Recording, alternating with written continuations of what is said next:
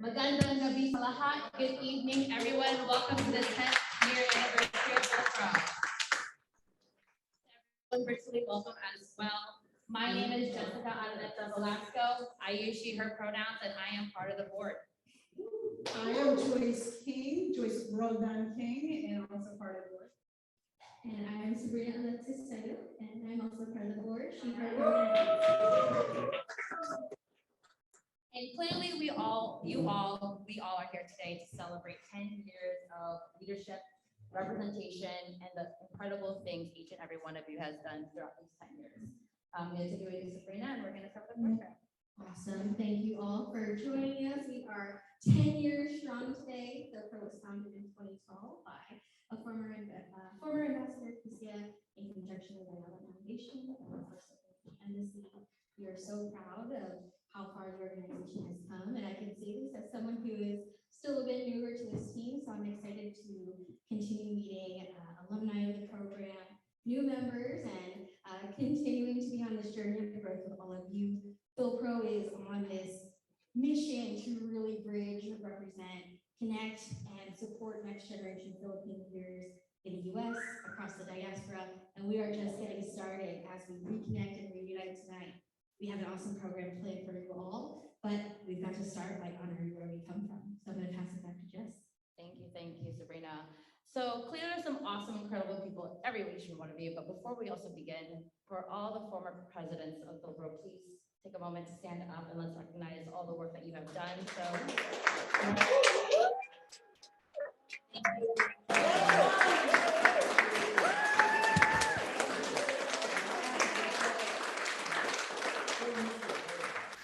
thank you so much. All right, Sabrina, all of you love. Called the night Alberta. He asked, "Do you think he even realizes that they're gone? What's happening?" He said, "No." He said he's not even in touch with reality. The tragedy is ruled an accident by the Sweetwater County Sheriff's Department.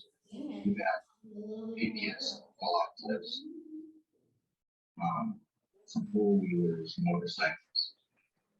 The way it happened. That's what got us. Knowing that they went up there for Eric's birthday. Magandang gabi sa inyong lahat.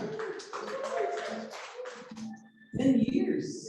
The whole town is full of sympathy for Davidsons, the Dukes, and for Bob, at just 23 years old. And then Bob gets on with his life. I think I'm gonna be sentimental. Month after the funeral, Because everybody is past the gas station, familiar with the I know his mom did, and his new boyfriend, and we're happy, and okay, so just to give you a background, it's difficult in the immediate aftermath of the tragedy to say how somebody should shut down, get very expressive, but there are certain behaviors that people engage in that are usually unusual. Moving very quickly on into what looks like a new happy face flush is a red flag for me as a forensic psychologist. Start to circulate. With the new girlfriend in the pictures of her plate. We were discussing, or the officers were addressing some existential questions. What happened to FYLPRO? How do we encourage the members to be how do we organize FYLPRO to become a 501c3? How do we encourage sustainability? One of the Duke's neighbors, who was here working behind closed doors, she heard it. That's really why I'm so happy after probably 1,000 telenovela poses and there were stories that Bob cheated on the other. it makes so much impact on our community and even Most unlikely place, the bathroom of the wild horse. It's now a brand, actually. Mark will tell you that when we interact with the community and businesses, still have The end of the stair, in the event. They say, what are the programs? She told her that you can that help her us mom with? They is say, so oh, there's scared. FYLPRO. Because And this is that's what something she that said. originated from the embassy. I mean, from Ambassador Hsiung and Health She's Development. So married. we're really proud of what you've accomplished. And that's why, again, we're so honored to be here. And we look forward to the next 10 years and beyond. I'm glad I asked Giselle earlier because I said part of my, nahawa na ako kay JR, I said, action item. Action item. Part of my recommendation was, I'm glad that you were open to it and you approved it to take in those who have not participated in the immersion program. We saw this the first time we did our interviews. No kidding, the first batch, we interviewed more than, I think, close to 100 from San Francisco alone. And the first, Carlene and I were saying, my God, all of them are so good. They're so good. And even during the interview, those who were not selected, we were telling them, oh, even if you're not selected, but if there's an opportunity for you to work with us at the time, Embassy or with FYLPRO, are you willing to do so? Yes, definitely. So it was something that was bound to happen. And this really opens the door. So I congratulate you and I support that decision. It was so difficult to choose at the time. I mean, it was a choice. For example, there was one great student from Oregon. So when we were deliberating, yun ba or a certain J.R. Calano? So, we had to make a difficult decision. And buti na lang, kasi panalo yung decision.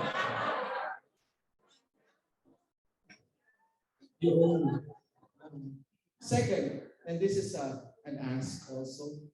And then Mark, when we talk to the companies as well, we're making a pitch because really this is a pitch about ensuring that second and third generation of Filipino Americans have that close connection with the Philippines, and they are empowered.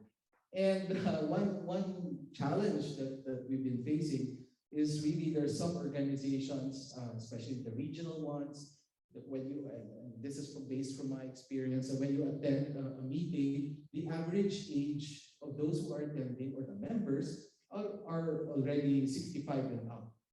So I think it is in the interest of everybody that there is like a succession plan. And I think this is where probably FYLPRO can also consider reaching out to these organizations. Anyway, you're now in the business of collaborating with as much organizations, Phil-Am organizations, and even non-Filipino American organizations. And I hope you can consider this as well. So welcome to the Philippine Embassy Chancery Annex. Thank you for inviting us. I'm sorry, we have with here Consul Iric Arribas, our Consul General.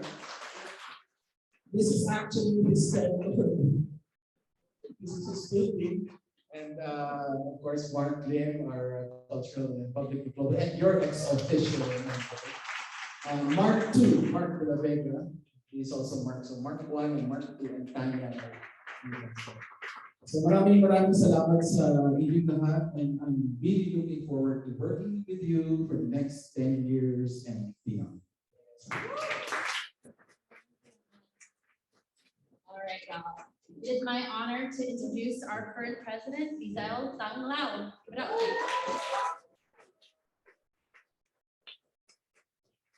Why am I up there? So good evening, everyone. I just want to start off just with a note of gratitude and thanks. I mean, just seeing all your faces here, seeing all your faces here in just one room and just being together. And that was one of the things that I had told this amazing team. I want to shout out the three of you over here, Jessica, Joyce, and Sabrina, who put together a fantastic program in the next 2 days, is just to really reconnect and reunite. I cannot believe it's been 10 years. I was part of the last batch that went in 2019, and you can ask every single alumni that has gone through the immersion program, FYLPRO, just have very fond memories and just how life-changing this program has been, and even more so just how we've been able to pivot and really dig deep into who we are as Filipinos and what does it mean to be Filipino American, both from the global sense and domestically. And even a pandemic couldn't stop like us from serving our community in so many ways, even prior to that, but especially in 2020 when we had to make a decision, are we gonna go or are we gonna not? And what are we gonna do? And essentially that was the question we were trying to answer. And want to give a special shout out to the team that, founding team of TAIO, which was our virtual help desk that we set up during the pandemic, and it's still running. And that is just a great example of like FYLPRO's power to go beyond obviously our cultural heritage and like our pride in that, but like very cross-functional, not only in what we do as like promoting our culture, but also bringing together multidisciplinary folks from all walks of life. I mean, I think that is just one of the living examples of the power of FYLPRO, the network, and just like what's to come in our future.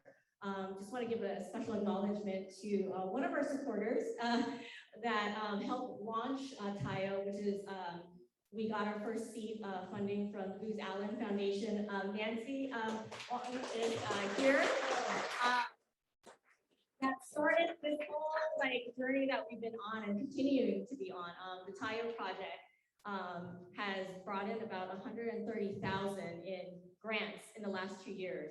We just recently got another 10,000 from the Department of Health and Human Services to continue our work in encouraging COVID boosters. So Nancy, I don't know if you have any words to share. I mean, it's been such a great experience and, you know, working with you and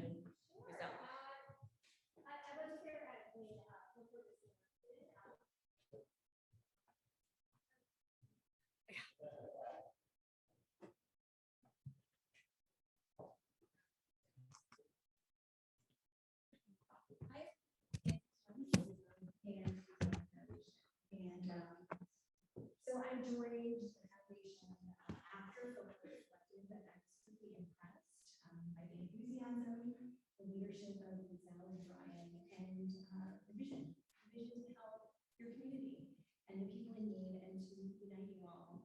I didn't know that Filipinos are the third largest civilian population, and also that there was a lot of disinformation about COVID, and I really appreciate the mission to provide the right information to provide assistance.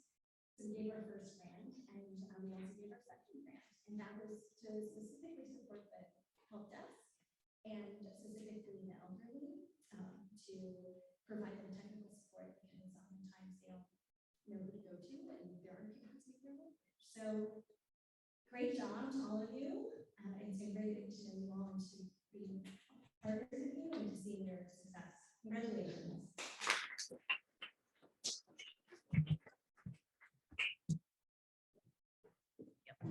Thank you so much, Nancy, and to the Booz Allen Foundation for your support.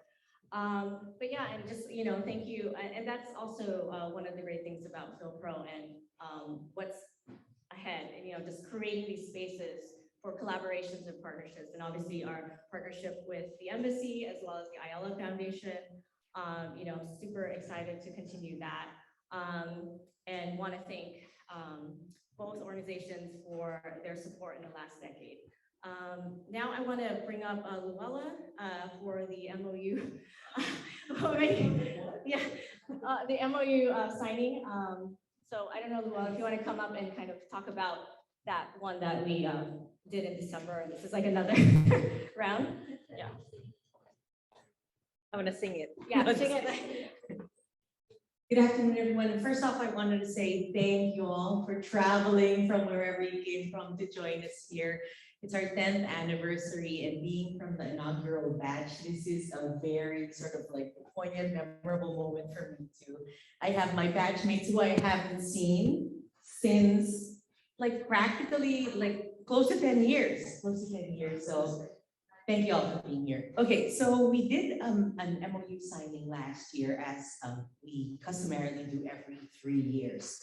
So I'll give you a little bit of a history. Like DCA, Haimon already said, the organization was really put together by the alumni, the not-for-profit, right? It's when Ambassador Quisha said he's leaving his post and he would like for this to continue, but he won't be here. He'll be back in the Philippines, right? And it was around 25 alumni that got together in New York around our Independence Week and said, we have got to get our act together, build a 501c3. And mind you, these are, back then, we were like in our 20s, right? We didn't know anything about putting together a not-for-profit, and yet we braved it because we believed in the mission. And ever since then, when thanks to the Ayala Foundation and the continued support of the embassy, we have been renewing our memorandum of understanding with both our strongest partners,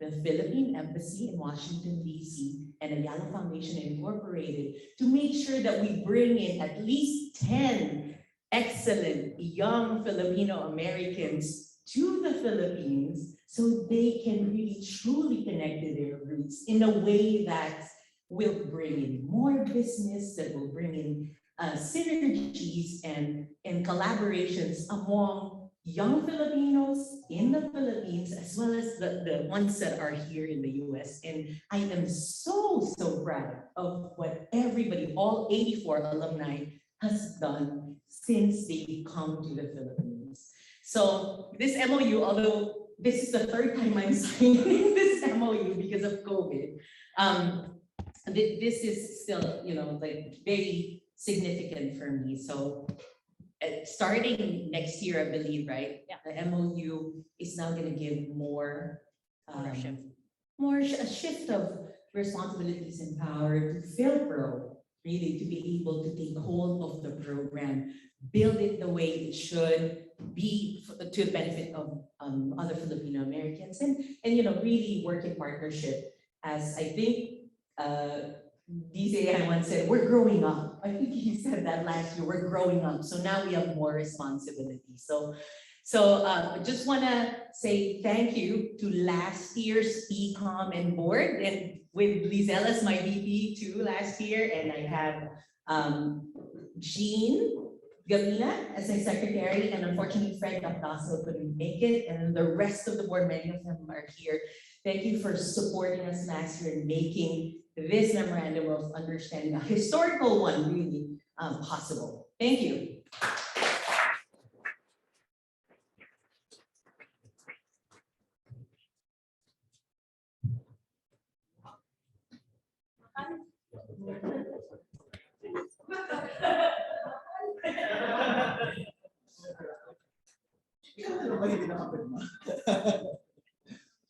This paper came from the Philippines.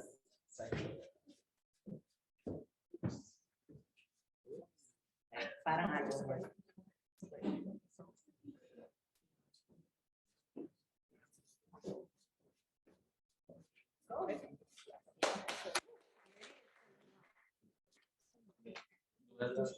We'll just do a handover.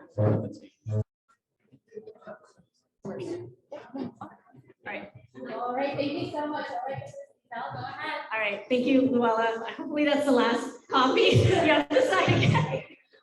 So before we break for dinner, I just have one last announcement to get you guys pumped for what is to come for FYLPRO. As you know, our immersion program is our signature program since the beginning.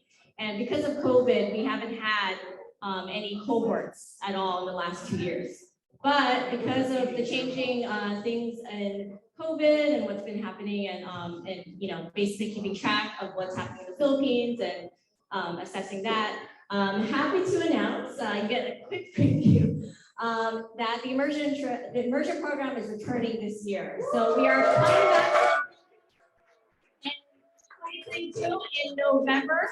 We're looking at the week of November 20th. So please encourage all those young leaders that you work with, you mentor, that you know to apply. We'll be sending out the immersion program application information. And also one other change, we actually bumped up the age limit. So usually in the past years, it's been 25 to 40. But because of the pandemic, we didn't want to like take away the opportunity for folks that might have aged out. So we bumped it all the way up to now 25 to 45 at the time of application. So 45 is still young. So please encourage everyone you know to apply for this life-changing program. Thank you so much, Lisa, and to all. What an incredible announcement right before dinner.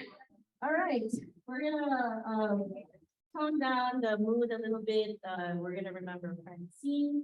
She was part of our batch in batch 1 2012. So dear friends, thank you for dedicating time to remember Francine. This won't be a video about her many credentials and awards and achievements, all of which are exceptional and makes her truly an outstanding leader. But instead, here is an attempt to describe how much FYLPRO meant to her and how much she means to FYLPRO and how her memory is truly a blessing. I invited Francine's parents, Tita Oli and Tita Butch, to make a video greeting for FYLPRO tonight. They initially agreed, they were excited about it, but found that it was still too difficult to talk about it. So Tita Oli just sent me a message saying, if she is with us today, we know for sure that Francine will try to continue to connect with her FYLPRO brothers and sisters, and together inspire more deserving young delegates to use their intelligence and talents to be a leader in their community and continue the legacy that FYLPRO has started. And for our new members and guests here tonight, it is my great honor to introduce Francine. You'll find out almost immediately just what kind of person she is and what big loss we have.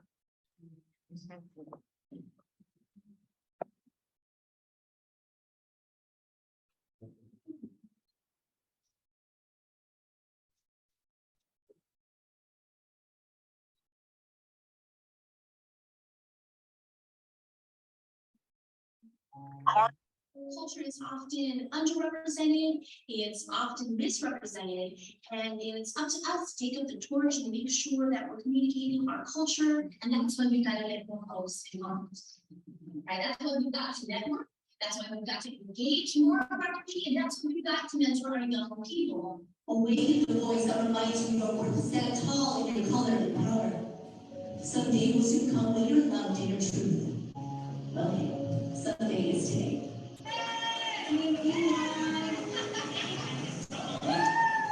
If you've got lungs, you too can get lung cancer. If you don't know already, I've had stage 4 lung cancer, and it metastasized into my brain and to my bones, and I've never smoked a thing in my life. It doesn't run in my family. I wasn't regularly exposed to secondhand smoke. It's a big mystery. But if I can get it, anyone else can. I would want to make sure that fewer and fewer and fewer people do until nobody does. Be the best of what you are and always leave a place better than you found it. And that's exactly what she did. Francine left this earth a better place. She made sure of it until her last breath. She loved serving her community, and her voice echoed around the world. Francine was a much beloved member of the Assembly family. As district director to Assembly member Lorena Gonzalez for 8 years. She died the night before last after surviving the stage 4 lung cancer since 2018. She had never smoked and was just 41 years old. Madam Speaker, Congressman Vargas and I rise today to celebrate the incredible life of Francine Maite and the indelible mark she left on San Diego. Francine made sure that San Diegans had equitable access to the resources they needed and deserved. She was an absolutely exceptional human being with an infectious joy and spirit who touched everyone that she came in contact with. And if you knew Francine, she was so proud and so dedicated. You'll see that even during the most difficult time in her life, as she received regular radiation treatment, she was also healing everyone around her. I am on my way to my check-in with Dr. Weinstein. Weinstein get prepped for this round of radiation. So I think I'm gonna get some tattoos today. Tiny white tattoos. We're heading into my second week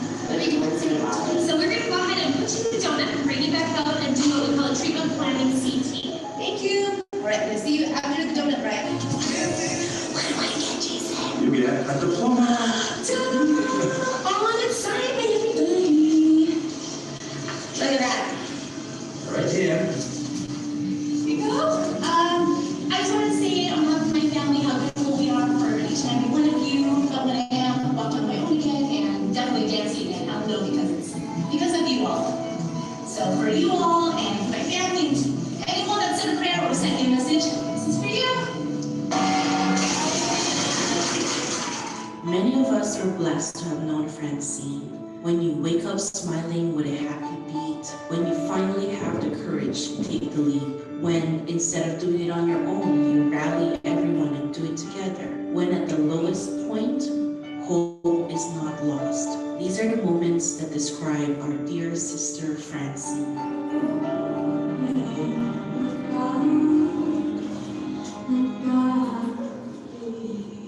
We visited Francine for the last time in March. She would have been so thrilled to know about tonight's celebrations, and she would have been so excited to meet all of you. I know that she's smiling and cheering for all of us. And I'm from the 2012 batch of FYLPRO. That's the inaugural batch.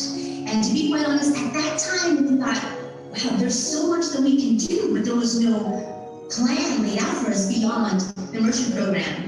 And one thing stands today that stood back then, and that was, together we can create anything. What a journey it has been as we celebrate FYLPRO's 10th anniversary. And I'm convinced that through it all and in spirit, Francine would be so proud of where we stand today. She believed in FYLPRO. She believed in us without a single doubt.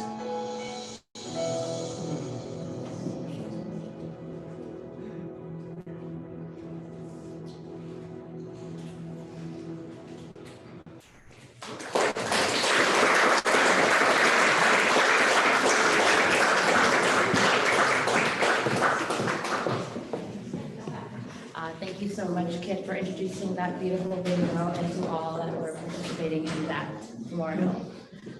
We're gonna kick it off to Joyce for a project that she's gonna share with you all today. Good evening. Again, my name is Joyce Tang, and thank you all for being here. I did not have the privilege of knowing Francine personally, but I watched that video, I think 5 times because it was so deeply moving. And it really encompasses why I'm here today, why I continue to, as the video stated, believe in FYLPRO.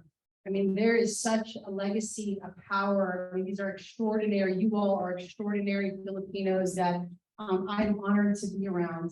I was a part of Batch 8 in 2019. A little bit about myself. I'm a first generation Filipino. I was born and raised in New Jersey. My family immigrated here in the 80s. And I grew up in a very, a culture that surrounded me with the Filipino culture. But then I moved away, got detached, and moved down to the DC area, started working for the man and just lost all that, And I was very, very disconnected. And when my immersion experience was profound. I mean, it really shook me to my core. And I came back compassionate and most importantly, connected to you all.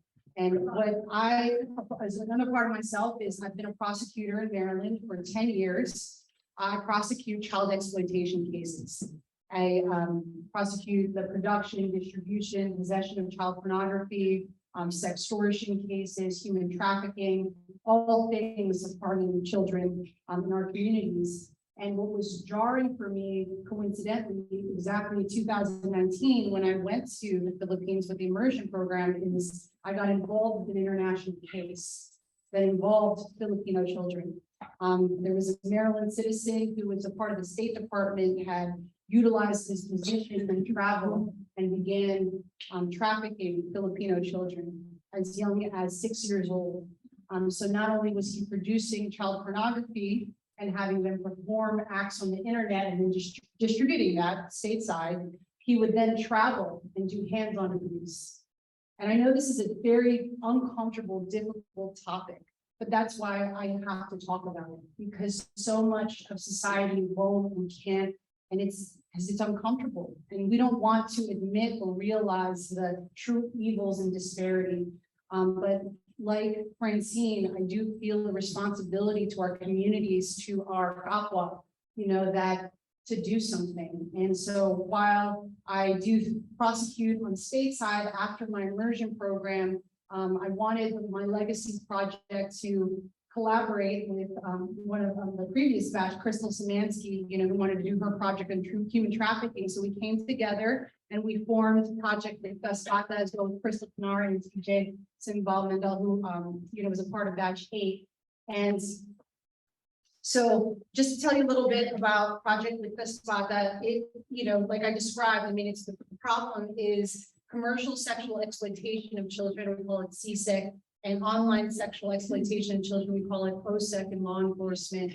And what I began to investigate through my law enforcement partners at Homeland Security and the FBI is that the Philippines is a major target for predators because of its third world status of poverty, that people stateside other countries internationally purposefully target Filipinos. It's technologically advanced enough and English speaking and in dire need of money. So they extort families to produce this material. And in my last, since 2019, I've had several cases that deal with Filipino children, and one an active case right now where 3 children were identified and rescued by this organization that I'm going to talk more about.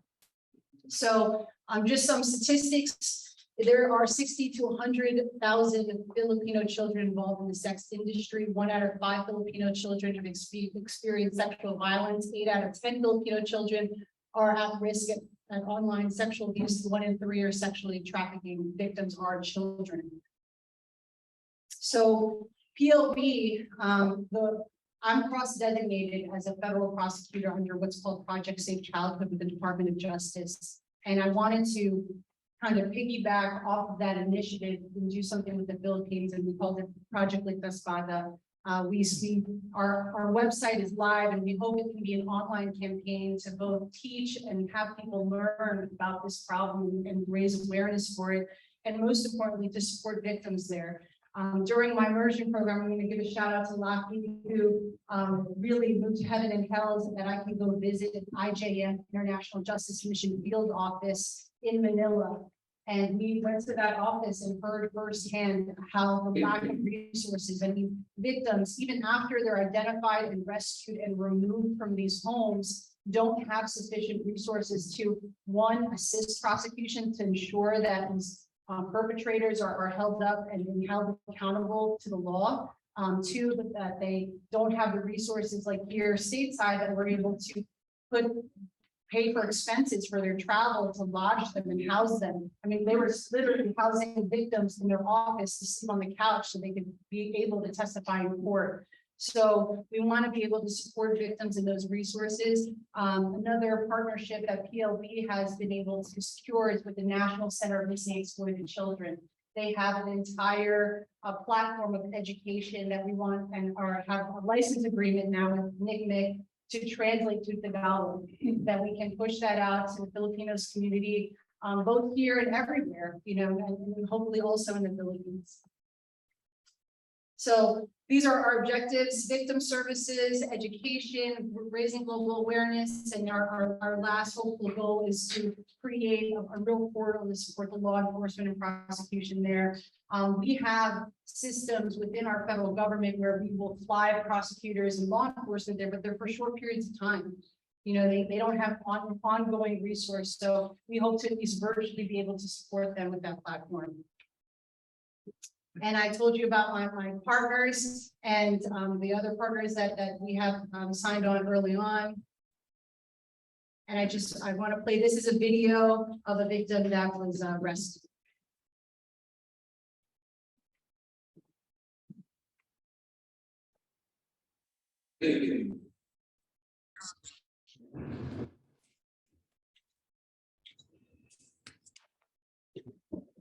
It's really hard. It's like I was thinking people just to die because of this thing, but I can't.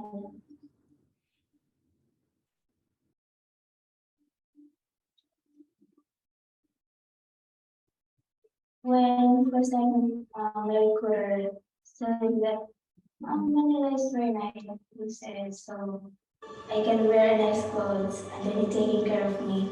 He told me that he can help me to reach all my dreams.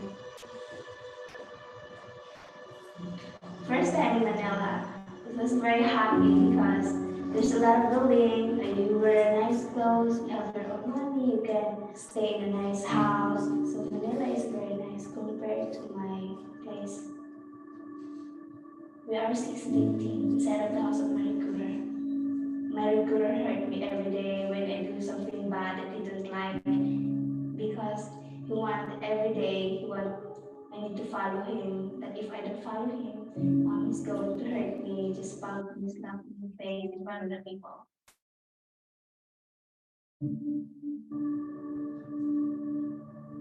I really want to kill him. I really want to die that time, but I can't. It's feel very lonely for me because I was very far from my family and I can't tell them what happened to me because I was very scared.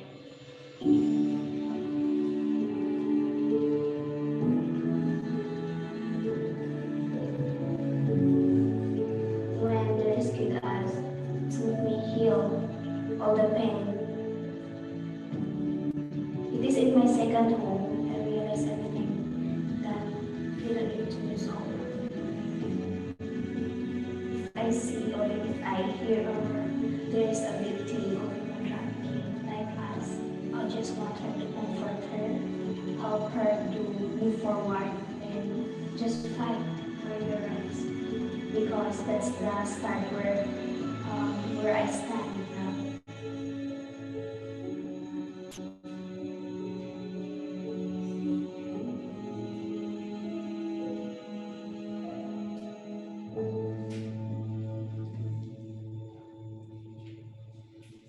So I really thank you all for your time and attention. I know that can be a downer, and I want this to continue to be a celebration, but to really understand that we have a responsibility to one another, to our communities, and to the children in the Philippines.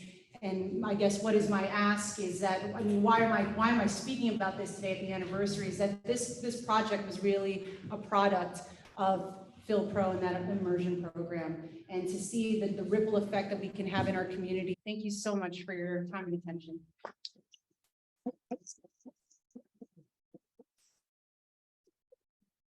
A little heavy, but heavily inspired at the same time. It's awesome to see what's possible when we come together as a community, and to have FYLPRO really be that bridge to make these opportunities successful, feasible, sustainable is incredible, to say the least. But that being said, this is incredibly exciting, and it is still just the start. We're 10 years young and we've got a lot more coming, but we want to highlight the last 10 years so far. So we're going to play a video for you highlighting all 8 of our past batches. It's a longer video, so please don't mingle, watch at your pleasure, and I hope continue to find some inspiration, encouragement, and fire inside all of you to be the change. All right, here we go. Enjoy.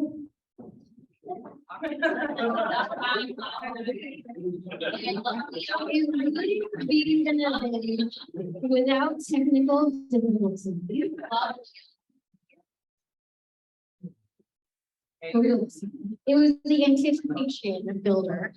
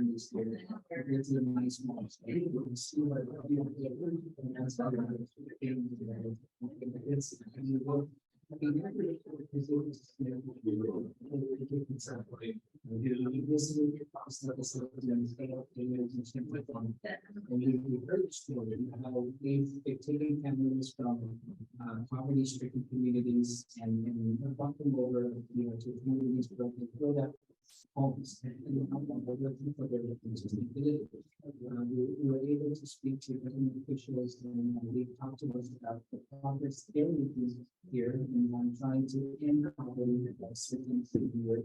They talked to us about the economic development is currently able to enormous, which is really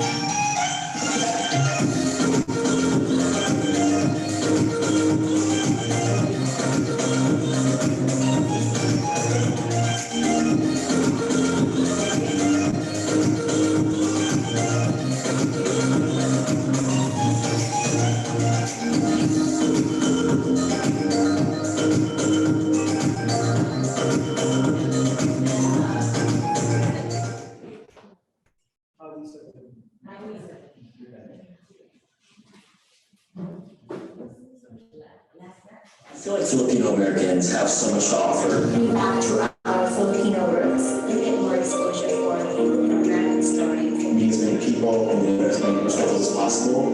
It gives me more of an oversight of what my team goes through here. How do we bridge those two worlds between the Philippines, the Filipino culture and the American culture, and understanding of myself, my identity, and my culture, be a part of this change and to hopefully strengthen that relationship. No history, no South, right? That always with me all everywhere I go. So I'm Tagalog, you're an Ilocano, but really we're all Filipinos, and that should be a narrative across the world.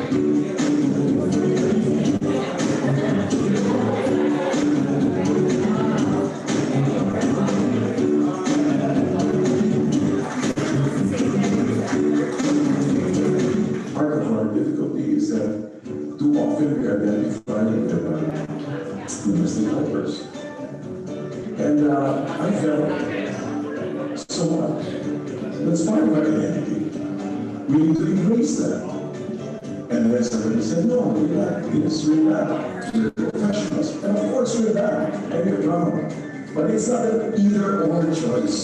It's both and. And I believe that's a genius of the Filipino people. And I believe we need to be able to embrace that genius.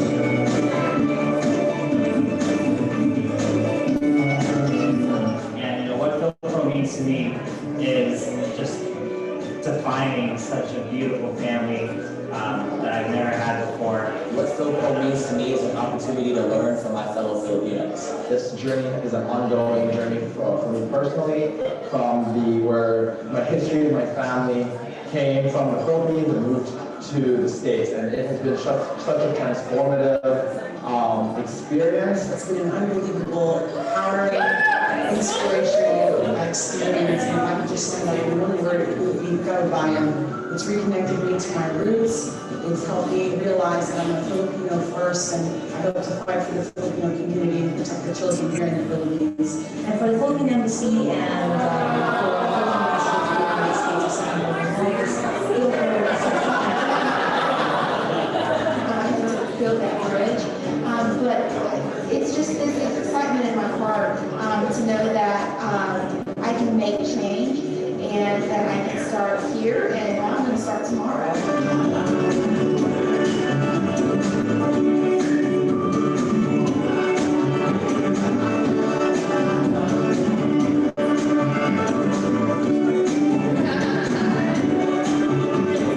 But more than that, I think one of the things that really served me was the sense of nationhood, was the sense of was a sense that one can make a difference.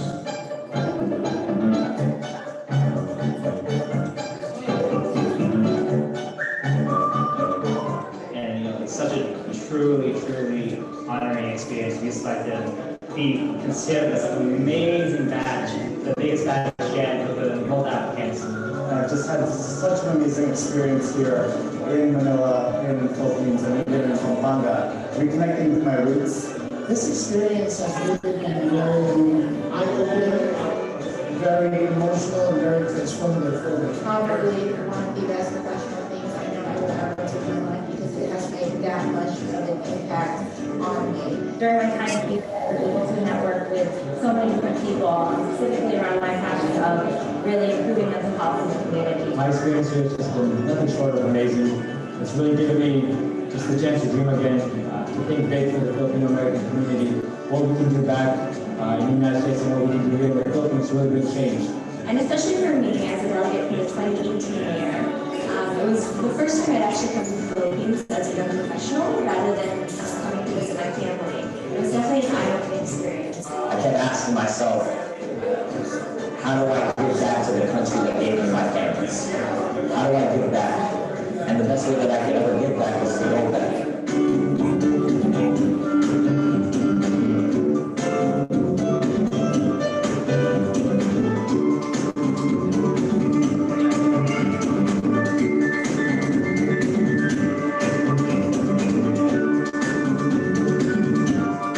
And this is another genius of our nationhood.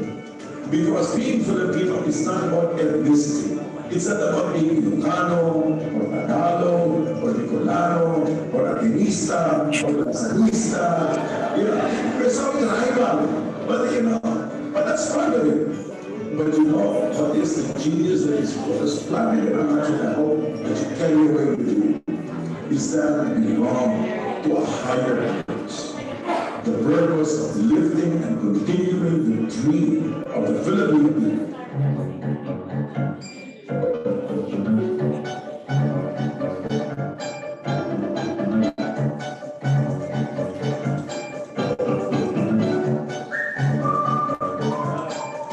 My job this year was to recruit, find, and help get strong Phil Am leaders together and come here to the Philippines to experience the Motown. Our goals this year were 4 parts. One was engagement. We wanted to engage the community, especially the young Phil Am leaders, to come together and work together and collaborate. We wanted FYLPRO as a group to have good outreach in terms of fundraising. We focused on making sure that our operations as a nonprofit 501c3 is works properly, and we wanted to make sure that we connect with all our partners. I'm so excited to work with this talented group of new delegates. My expectation for the next year is to really empower these young people to change the world, work together, because I believe that if we work together, we can transform the world, we can make it happen.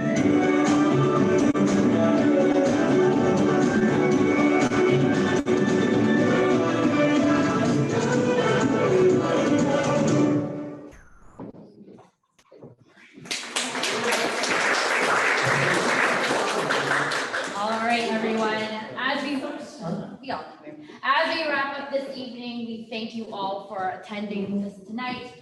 It's my first year here, and it's been truly an inspirational weekend. Thank you to my team, our team, who planned this evening. Tonight doesn't end. We also have tomorrow's networking event, so we all invite you to join us at the rooftop. 4101 L Street. There you go. And for our closing remarks, Lizelle and JP. Yeah, to everyone. Oh, JP, here. Yeah, I'm gonna take over the microphone. My name is John Paul Courier. I am the current Vice President of FYLPRO, and I will be taking office in 2024. But it's not gonna be an easy job. And you know why? I have a revelation. The heart and soul of FYLPRO are strong women. And I'm gonna say that again. The heart and soul of FYLPRO are strong women. We started out with our first president, Bea, who took us to get 501c3 status and be incorporated during that time where we were wondering where FYLPRO will go forward, if it's gonna go forward.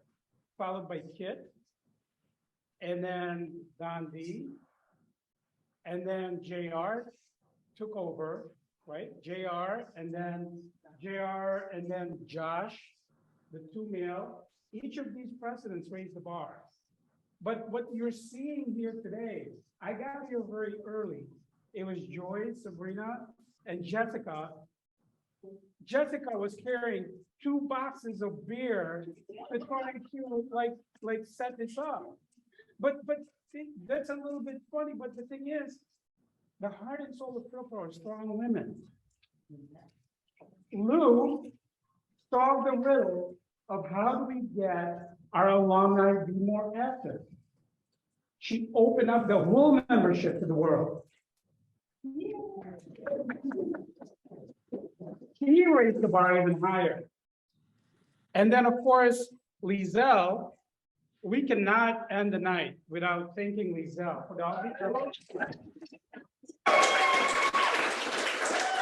She said last year, I wish that I can follow Lou's footsteps and do a decent job. I mean, come on. Is it a decent job or is it a great job? So I wanna give the microphone to Lizelle, but I wanted to make sure that we thank all the strong women of FYLPRO. Us guys, we do good too. But I am telling you, all these women, and I'm gonna point out Kid, who won the first service award of our history. From day one, she's been involved in every plan. So if you don't agree with me, come see me in the parking lot. But here's Lizelle.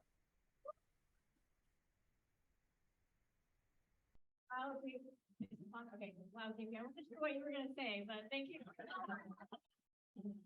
But thank you to all of you for coming. Thank you for your interest, being involved, and hopefully we'll add another batch for community partners, collaborators as in the next month and years to come.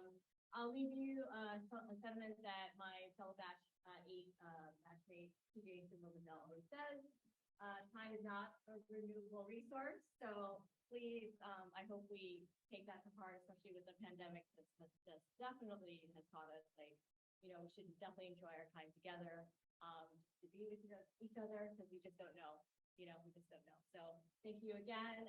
Feel free, I guess we can go stay here. Okay. Wait, before everybody, it would not be an event without our Kodak, so we're gonna take a picture. So if everyone can come to the front for photo time. There's also still one or two, so I hope it's close to get you all over here.